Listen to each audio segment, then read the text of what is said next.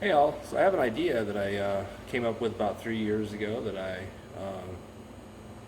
all of a sudden came to mind that I probably maybe ought to share. So I have this mobile work trailer in here. Actually, I don't use it as much now, but um, I wanted a pretty good sized compressor to put in here, and I wanted, at the time I was doing it on a budget, and so I bought this 120 gallon compressor. Sometimes you can find some pretty good deals, but they were like, well, it doesn't really work that well, and was a 220 motor on here that they had just wired half into a 110 plug, and doesn't work that great. Well, duh. What it was a 5 horsepower 220 powered motor that ran at 3600 RPM. And what I decided to do, since a 5 horsepower is too big of a motor that you have to run on two phase at 240, I just went down and I got the biggest motor that I could. I got it from Harbor Freight. This is a 2 horsepower 1800 RPM motor, and I had to get a different pulley because of the shaft size from the old motor. But and I pretty much stuck with the same size of pulley on here, but I've got this wired up to the 110, and it's plugged in somewhere back here, but that doesn't really matter. I ran the, basically it's plugged in there. I ran the Romex deal up here to this junction box here, so that anytime that this is plugged into power or a generator, this will not run that compressor.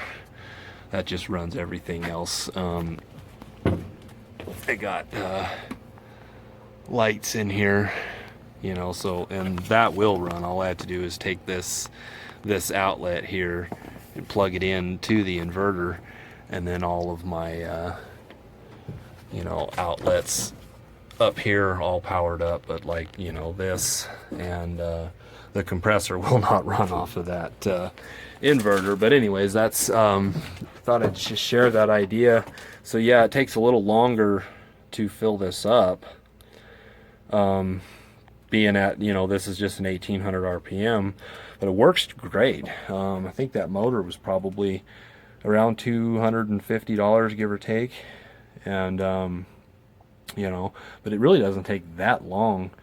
I think I timed it being about just a little over, maybe just a little under 10 minutes or something like that, to fill it from nothing to full.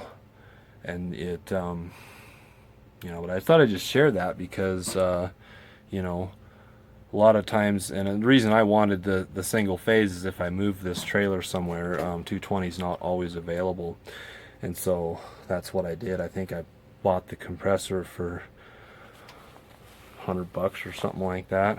I still have the old motor. This was that's the box that the motor came in. This motor can do both, be wired both for 220 or 110. And so, and if you want to be specific, it's actually, a 110 is actually a 120, and a 240 is what it's, what used to be a 220, but it's 120 240. That's specifically, but usually you just stick with the old terms so people know what you're talking about. Like I said, I got that at Harbor Freight, and idea for you if that's what you're thinking about possibly wanting to do, is coming up with an idea of having a fairly large compressor but still be able to run it off of a 110 outlet. This'll be fine. And so far, like, I've had this thing plugged into a few like 15 amp breakers that I thought, you know, I thought were old and they wouldn't.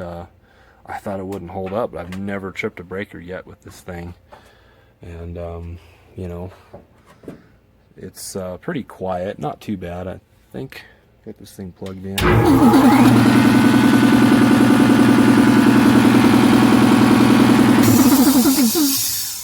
But yeah, does the job. So the idea there for you if you're ever thinking about it.